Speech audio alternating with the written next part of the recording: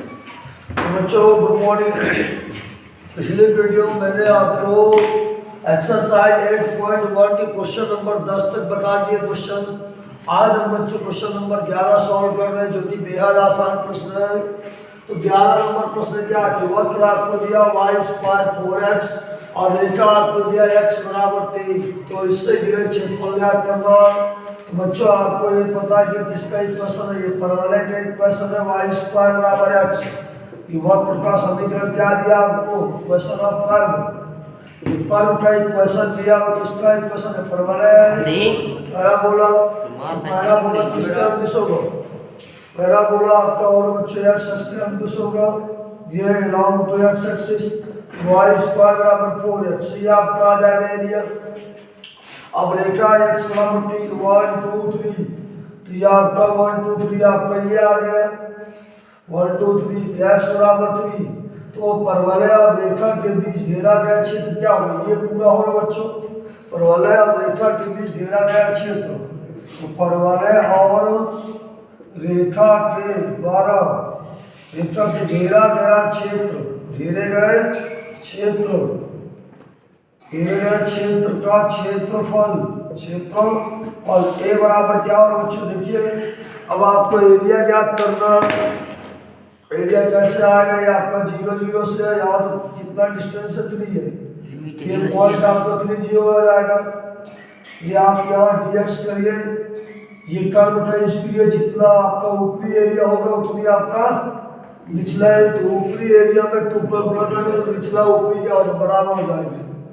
तो बच्चों यहाँ तक का एरिया निकाल रहे हैं, 2 पर गुणा करेंगे तो ऊपरी एरिया और निचला एरिया ये दोनों इक्वल होंगे। भले में रखें थोड़ा लड़े कि ऊपर वाला ज्यादा है, पर वास्तव में ऊपर नीचे दोनों बराबर होते हैं, ठीक है।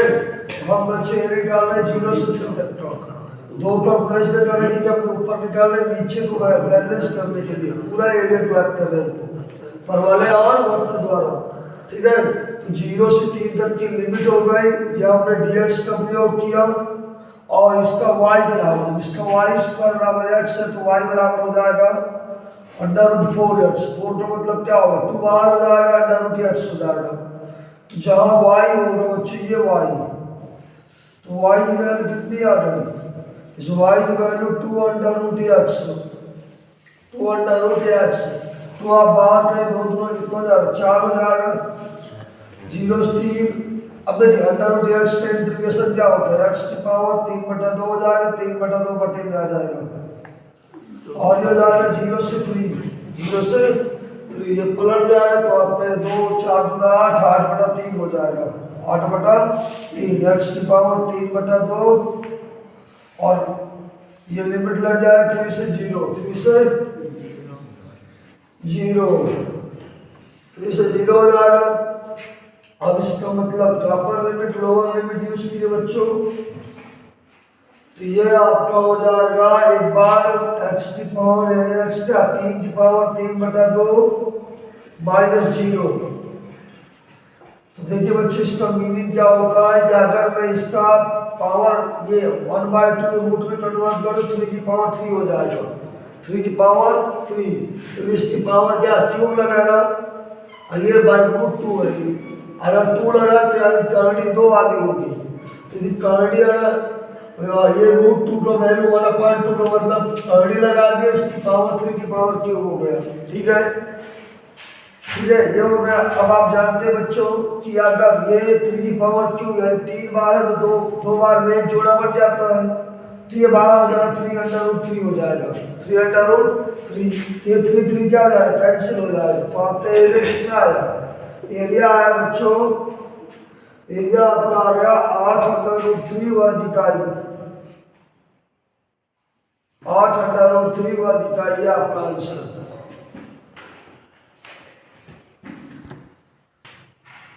तो बच्चों आपका ये question number objective question 12 number है, विकल्पी प्रश्न है, और सही विकल्प का चयन कीजिए।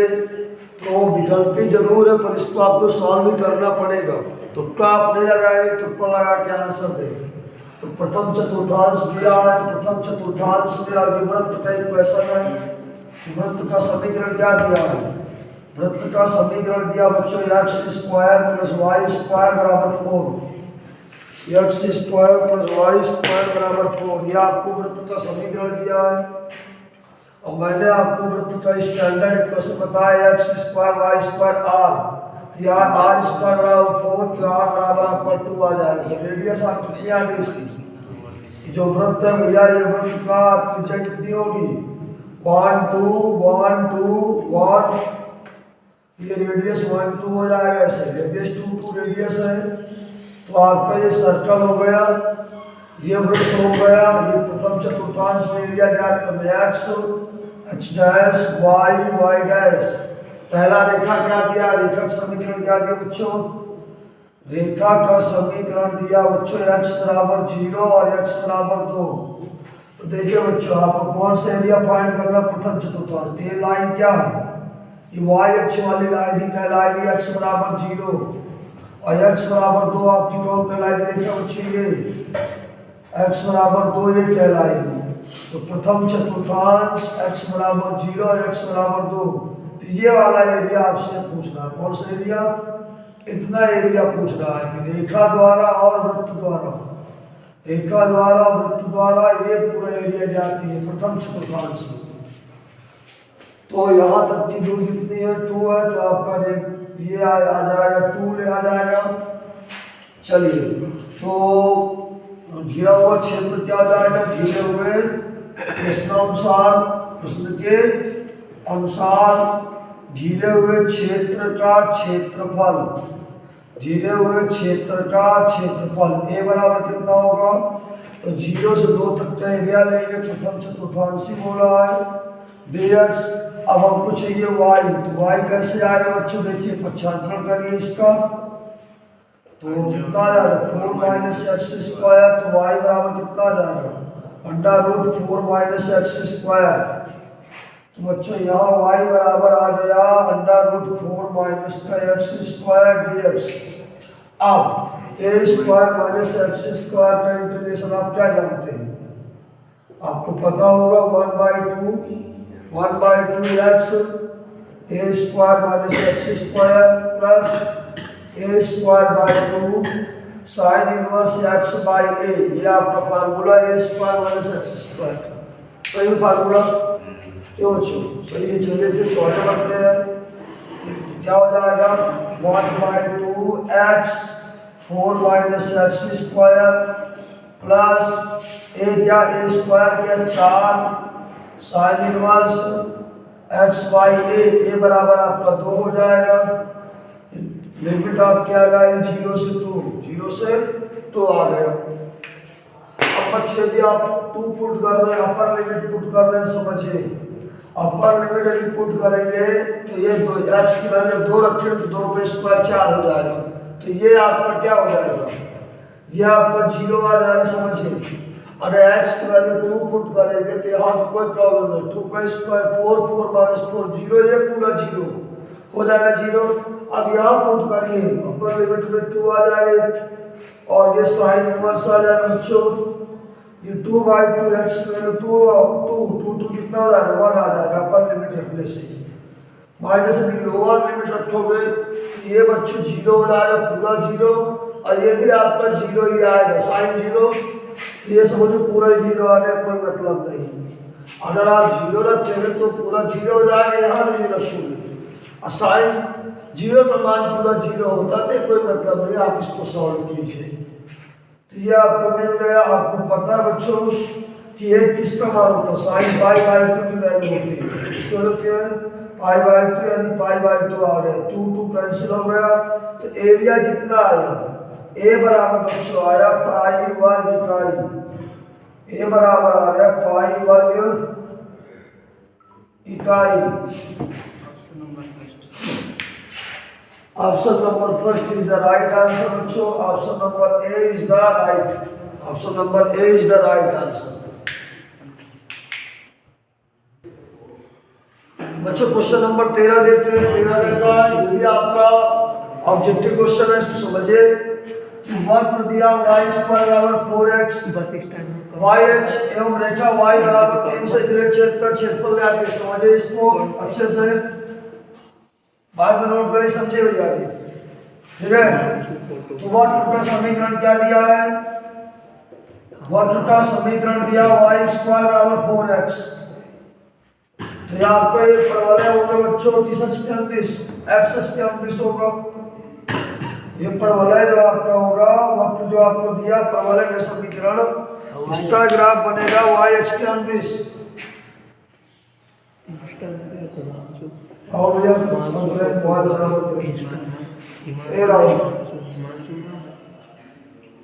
y स्क्वायर 4x, रेखा क्या दी गई अपने को, y बराबर 3, ये 1 2 3, इस बार y अक्ष दे दिया है, ये रेखा बच्चों y बराबर 3 एक्सिस के समांतर, और आपको एरिया क्या जाता है, देखो वक्र y अक्ष रेखा, वक्र y अक्ष रेखा, तो y अक्ष कौन सा आपका, ये y अक्ष है।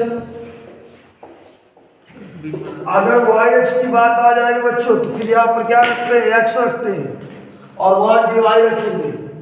तो रेखा का समीकरण क्या दिया, रेखा का समीकरण आपको दिया बच्चों y बराबर 3, प्रश्नानुसार वक्र y अक्ष एवं रेखा द्वारा घेरा गया क्षेत्र, रेखा द्वारा घेरा गया क्षेत्र, घेरा गया क्षेत्र क्या बोल रहा है कि वक्र y अक्ष और रेखा द्वारा, तो ये एरिया बच्चों घेरा जा रहा है, ये एरिया, तो अपने को ये एरिया फाइंड करना है। तो ये एरिया कैसे आएगा, ये तो यहाँ ले रहे बच्चों dy ले रहे, क्या ले रहे हैं, dy, तो एरिया तो आ जाएगा, लिमिट तो आपकी इतनी 0 से 3, और यहाँ dy ले रहे तो फिर यहाँ x लेना पड़ेगा। अब x बराबर कितना आ जाएगा, यहाँ पर x बराबर आ जाएगा y स्क्वायर अपॉन 4। बच्चों जहाँ आपका y स्क्वायर है, x है वहाँ y स्क्वायर 4 कर दीजिए, 1/4 आपका बाहर हो जाएगा, y स्क्वायर dy 0 से 3 लिमिट, इसका आप क्या करिए, इंटीग्रेशन करिए, y स्क्वायर का इंटीग्रेशन y क्यूब और 3 0 हो जाएगा। ठीक है बच्चों, ये हो गया। अब देखते हैं बच्चों, ये हो जाएगा 4 3 12 हो जाएगा। अब यहाँ y क्यूब आ गया, तो y क्यूब 12 पर लिमिट 3 क्यूब 0 हो जाएगा। अब ये आपका आ जाएगा बच्चों 27/12, 27/12 तो कितना है, 3 9 27, 3 चुको 12, तेरे कितना है बच्चों, 9/4 वर्ग इकाई, 9/4 वर्ग इकाई। कौन सा ऑप्शन सही बच्चों, option number B is the right, option number B is the right answer.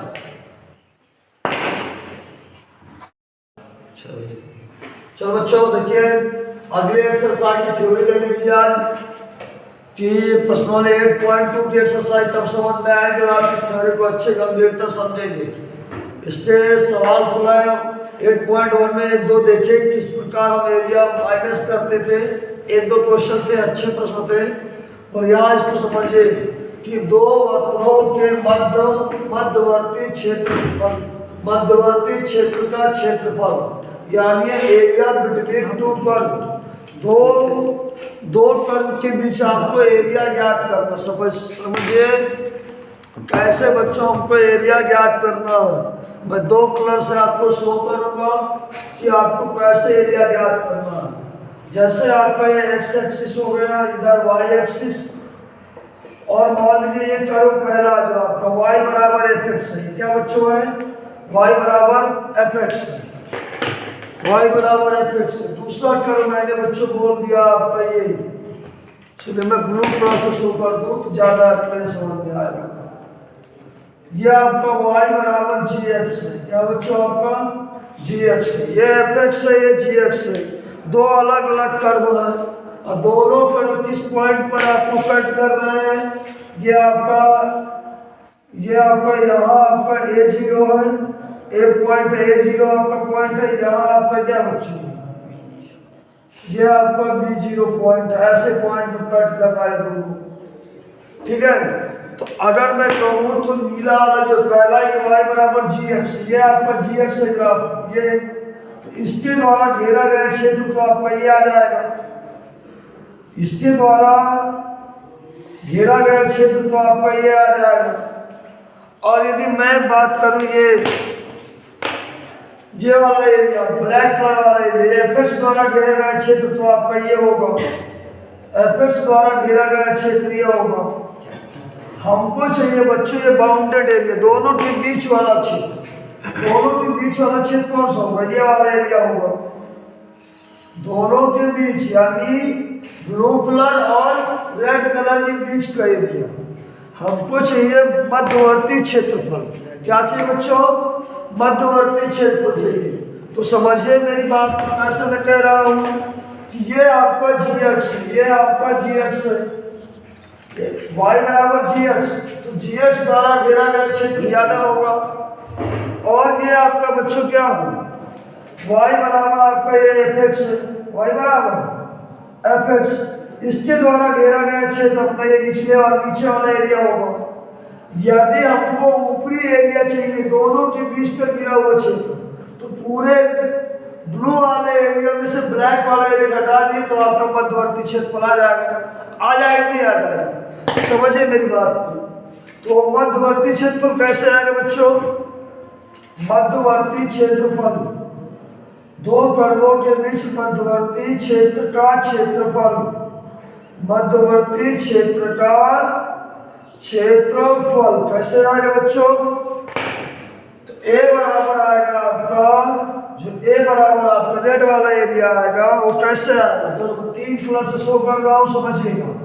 Red वाला एरिया कैसे आएगा, ब्लू वाले एरिया से आप ब्लैक वाला एरिया माइनस कर दीजिए, तो A2 माइनस कर दीजिए बच्चों, A2 माइनस कर दीजिए A1, A2 माइनस कर दीजिए A1, यानी ब्लू वाला एरिया आपका पूरा ये यहाँ से यहाँ तक का पूरा एरिया होगा, और ब्लैक वाला आपका यहाँ से यहाँ तक का एरिया होगा। रेड वाला क्या होगा, ब्लू में यदि आप ब्लैक घटा दें तो ऊपर वाला एरिया आपको मिल जाएगा। तो समझिए बच्चों, ब्लू वाला एरिया कैसे आएगा, A to B, ये आपकी लिमिट है A to B, और ये आपका क्या है gx, gx dx माइनस कर दीजिए बच्चों, और ये बच्चों माइनस किया, आप देखिए ब्लू ब्लैक वाला एरिया क्या होगा A to B, A to B, A to B, ये क्या बच्चों fx है, तो fx और ये आ जाएगा dx।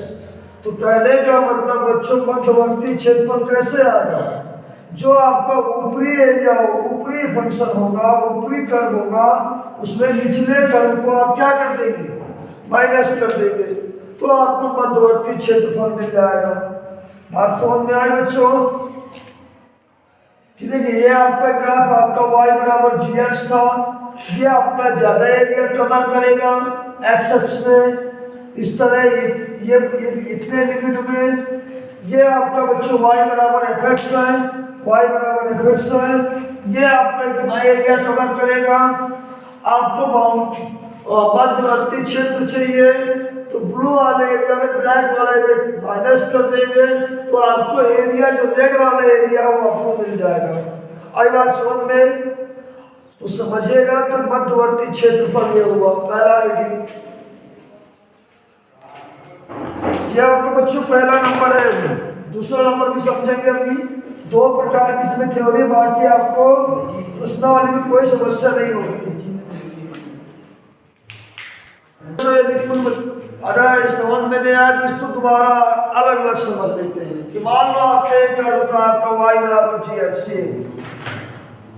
ये आपका पहले कर्व था, यहां से यहां तक को आपको एरिया ज्ञात करना है, a से b तक का एरिया, तो a से b तक का एरिया ये तो पूरा होगा, बताइए। तो आप यहाँ dx नहीं लेंगे, तो ये मैंने dx लिया और ये मैंने gx लिया, कहां से लिया, a से b तक का एरिया ज्ञात करो, a से भीतर। तो ये बात समझ में आई। अब मान लें दूसरा एरिया इसी में आ गया, दूसरा एक कर्व आ गया, ये आ गया y बराबर जी एक्स, सॉरी y बराबर एफ एक्स। तो ये अपना यहाँ से यहाँ तक एरिया घेरेगा, क्यों बच्चों? ये अपना यहाँ से यहाँ तक एरिया घेरेगा। तो अभी मैंने dx का यूज किया, क्या किया बच्चों? dx का a टू b लिया और dx लिया फंक्शन एफ एक्स लिया। तो ये अपना निचला एरिया घेरेगा। अगर मुझे इन दोनों के मध्यवर्ती क्षेत्रफल चाहिए, क्या चाहिए? मध्यवर्ती, पहले ग्राफ द्वारा और दूसरे ग्राफ द्वारा मध्यवर्ती। तो और रेड और ब्लू वाला एरिया ज्यादा था, ब्लैक वाला एरिया कम था। तो ब्लू वाले में ब्लैक वाला माइनस कर दो तो मध्यवर्ती क्षेत्र आएगा नहीं आएगा? आई बात समझ में?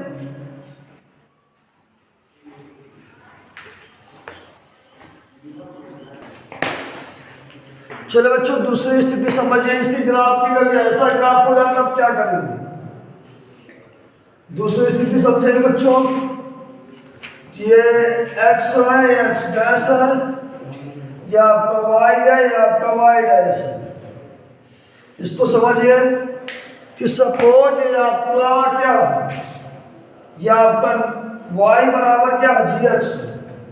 क्या बच्चों? y बराबर gx। पूरा जो ग्राफ है आपका y बराबर किसका? gx का ग्राफ है। इस तरह ये ऐसा ग्राफ आ जाए y बराबर gx, ठीक। अगर दूसरा ग्राफ बच्चों मैंने दे दिया इस तरह, ये जो ब्लू ब्लैक वाला एरिया बच्चों ये है, जो y बराबर क्या, ब्लैक वाला क्या, y बराबर एफ एक्स। और इनके मध्यवर्ती क्षेत्रफल ज्ञात करना है। अच्छे समझे बच्चों, पीछे ध्यान दें कि आपको इनके मध्यवर्ती क्षेत्र ज्ञात करना, मध्यवर्ती क्षेत्रफल। यहां से आपका क्या a0 बिंदु है, b0 है, ये आपका c0, अर्थात कहीं ना कहीं यहां तक की दूरी a है, यहां तक की दूरी b है और यहां तक की दूरी पूरी c है। समझते समझते तो समझने का प्रयास करिए। देखिए अब आपको ये बाउंडेड एरिया ज्ञात करना, मध्यवर्ती क्षेत्र, दोनों के बीच घेरा गया क्षेत्रफल ये वाला। अब समझिएगा, अब इस बार क्या देखिए, नीला वाला एरिया कहाँ तक होगा? नीचे तक होगा आपका इस तरह। नीला वाला एरिया क्या होगा? नीचे तक होगा। ब्लैक वाला एरिया यहाँ तक का आपका होगा, ब्लैक वाला एरिया समझिएगा। ब्लैक वाला एरिया आपका ये वाला एरिया होगा पूरा। आपको मध्यवर्ती क्षेत्र ज्ञात करना, इन दोनों वक्रों के बीच का मध्यवर्ती क्षेत्र, यह आपका रेड वाला एरिया, ठीक है। तो ये कैसे आएगा? ये पहला पार्ट A1 पार्ट कैसे आएगा? A1 पार्ट कैसे आएगा बच्चों? A1 पार्ट आ गया, ये मतलब दो एरिया बटे A1 है, A2 है। तुम्हारा A1 निकाल रहा है, A2 आप निकाल दो, समझिएगा। A1 कैसे आएगा? A1 यदि आप निकालना चाहेंगे, A1 यदि आप निकालना चाहेंगे तो क्या हो जाएगा? A2B। क्या करेंगे बच्चों? आप gx में आप क्या कर देंगे? gx में आप fx को हटाएंगे, तो gx का मतलब ये बड़ा वाला एरिया, fx का मतलब ये छोटा वाला एरिया। ये gx आपका पूरा होगा कि नहीं होगा? बताइए बच्चों। ये आपका पूरा gx से आपका पूरा fx मध्यवर्ती क्षेत्र चाहिए, तो gx में आप fx घटा दिए तो वाला एरिया आ जाएगा। लिमिट क्या लगी? A2B। अब बच्चों बात करते हैं A2 वाले एरिया। टोटल एरिया क्या होगा? A होगा। टोटल एरिया A होगा। अब देखिए बच्चों, इस बार क्या fx ऊपर हो गया, fx क्या हो गया? ये आपका ऊपर हो गया, समझे बात मेरी? इसके द्वारा घेरा गया क्षेत्र ज्यादा है, इसके द्वारा घेरा गया क्षेत्र ज्यादा। ये आपका नीचे हो गया, कौन नीचे हो गया? gx नीचे हो गया। तो इसके द्वारा घेरा गया क्षेत्र क्या? कम है। अब आपको क्या चाहिए? मध्यवर्ती क्षेत्र, ऊपरी एरिया चाहिए। क्या चाहिए? ये आपको क्या चाहिए? मध्यवर्ती क्षेत्र रेड वाला एरिया चाहिए। तो क्या करेंगे बच्चों? इसके लिए निकालने के लिए इसको आपने बच्चों 20 से 80 तक की लिमिट लेंगे। भैया अभ्यास में जी कैसे बता रहे हैं? अब क्या कर दूंगा बच्चों, ये अभ्यास में fx में gx वाला एरिया का डाल दूंगा।